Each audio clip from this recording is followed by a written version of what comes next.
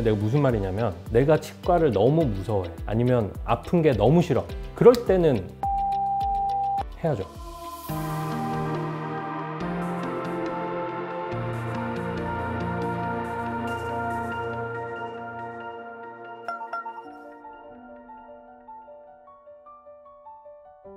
아주 좀 간단한 치료부터 이제 제일 어려운 치료까지 이렇게 쭉 나열을 해보면, 처음에 이제 우리가 제일 간단하게 치료를 하는 거는 뭐 교환면 충치, 음식물이나 찌꺼기가 낑길 수 있다는 거죠. 그래서 낑긴 채로 오래 지나면 그게 충치를 일으키는 균의 먹이가 되고, 걔들이 이제 그걸 먹고 사는 거죠. 그러면서 이제 산도가 높아지면서 이가 푸석푸석해지면서 썩는 거죠. 그래서 그런 이제 씹는 면을 떼우는 게 어떻게 보면 제일 간단한 치료면서도 기본적인 치료고, 그래서 조금 더 지나다 보면은 치아가 더 썩거나 옆면이 썩죠. 그런 게 이제 한 20대에서 30대 지나면서까지 이제 많이 보이죠. 그러면 이제 인레이를 하지. 교환면이 썩어서 레진을 해놨어. 근데 그 치아가 이제 또 옆구리가 또 썩었어. 그러면은 기존에 해놓은 레진을 포함해서 옆구리까지 해서 이렇게 크게 기역자 모양으로 들어가는 보철을 이제 끼우게 되죠.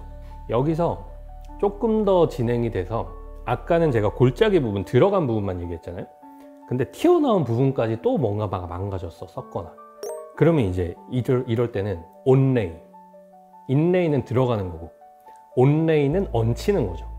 근데 시간이 흐르고 흘러서 뭔가 또 그 온레이가 깨지거나, 아니면은 뭐 2차 충치가 또 생기거나 또 문제가 생겼어. 더 이상 뭔가 이 끼워 넣는 걸로는 할 수가 없어요.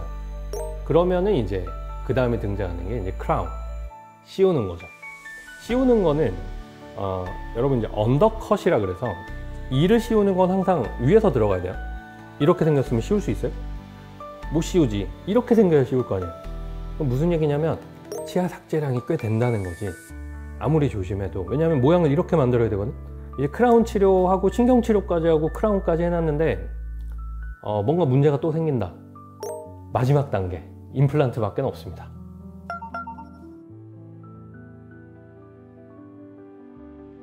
일단은 디지털 임플란트, 치아가 뭐 상하고 이래서 다듬은 다음에 그걸 보낼 때잖아요. 예전에는 어떻게 했어요? 뭐 치과 치료 받으신 분은 다 알 텐데, 뭐 고무 찰흙 같은 거, 그걸 인상제라고 하죠. 인상제로 입안에 넣어서 꽉 물어보세요 한 다음에 한 3분 있다가 쩍 소리 나면서 아 하면 다시 이제 빠지고, 그 거기에 이제 석고를 부어 가지고 이를 재현을 한 다음에 그 모델로 이제 작업을 하는 그런 게 일반적이었잖아요. 요새는 어떻게 하냐면 입안을 스캐너로 스캔을 떠서 사진을 찍습니다. 그걸로 이제 컴퓨터로 다 작업을 해서 보철물이 나오는 거예요. 저희는 뭐 아직 자연치는 약간 그 인상제, 그러니까 찰흙 같은 거 아까 말씀드린 걸 좀 섞어 쓰긴 하지만, 임플란트 본 뜰 때는 다 디지털로 하거든요. 예전에 아날로그로 본 뜨고 할 때보다 훨씬 환자분들이 편하고 빨리 끝나고 더 정확합니다. 그러니까 디지털로 하면 또 하나의 장점이, 이게 그냥 심는 곳을 단순히 계산하는 게 아니라 그 크라운의 위치까지 미리 계산을 해서 식립 방향을 잡거든요. 그러니까 나중에 보철 올리기도 굉장히 편하지. 보철 들어가고 또 이쁘기도 하고요. 배열도 잘 되고. 그게 디지털 임플란트고, 무절개 임플란트는 제가 어떻게 보면 적극 미는 사람인데, 저는 거의 모든 임플란트를 무절개로 식립을 하거든요. 덜 아프고 붓기도 거의 없고 치유도 빠르죠. 거의 장점만 있는데 인비저블 테크닉이에요. 그러니까 안 보고 하는 거예요. 그러면 단점은 이제 의사가 힘들다, 경험도 많아야 되고 잘 심어야 됩니다. 뼈 이식은 치과를 갔을 때 이제 임플란트를 예를 들면 해요. 근데 뼈가 심각하게 이제 소실이 돼 있어요. 예를 들면 이분이 뭐 풍치 때문에 굉장히 오래 고생을 하신 분이 이가 너무 흔들려서 이를 뺐다? 이 뿌리를 감싸는 뼈가 진짜 하나도 없을 때도 있어요. 내지는 뼈가 높이가 너무 없는 분도 계세요. 왜냐하면 위에 빈 공간이 있거든요. 상악동이라는. 거기 그 상악동이 익스펜션, 그러니까 팽창을 하면 상대적으로 뼈가 얇아져. 높이가 너무 없는 거야. 임플란트를 어떻게 심어? 뼈 이식 해야죠.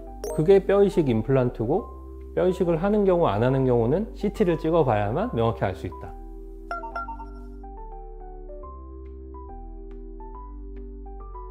무절개 임플란트랑 그러면 절개 임플란트랑 뭐가 더 좋냐? 환자분 입장에서만 생각하면 당연히 무절개가 좀 더 편하고 빠르고 좋으실 거고요. 근데 이게 심는 게 어렵다 그랬잖아요. 그래서 이제 무절개 수술로 치과에다가 얼마나 많이 또 수술을 해봤느냐, 이런 경험도 좀 중요하죠.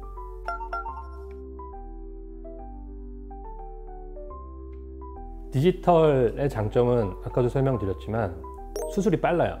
그리고 디지털을 활용해서 무절개 수술이랑 같이 병합해서 들어가면 훨씬 더 빨리 수술할 수 있어. 내가 무슨 말이냐면, 내가 치과를 너무 무서워해, 아니면 아픈 게 너무 싫어, 뭐 혈압약을 먹긴 하지만 혈압이 좀 높아, 이런 불안감들이나 뭐 이렇게 시스테믹 디지즈들이 많을 때, 그럴 때는 디지털이나 무절개로 해야죠. 무절개에 최적화된 임플란트가 있고 그렇지 않은 임플란트가 있긴 합니다. 근데 그렇지 않은 임플란트 하더라도 경험이 쌓이면 무절개를 할 수 있긴 하거든요. 그러니까 이거는 뭐 가격 차이나 뭐 그런 문제가 아니라, 이제 무절개 식립 방법에 대해서 치과 의사가 얼마나 경험이 쌓이고 관심을 갖고 있는지, 그리고 그 위주로 하고 있는지, 이제 그걸 보시는 거죠, 사실. 요새 제가 볼링을 막 오래 쳐서 되게 세거든요. 우리 직원들도 원장님 발치하실 때 보면 이 팔뚝이 이만해져요, 막 이런 얘기 하거든요, 진짜.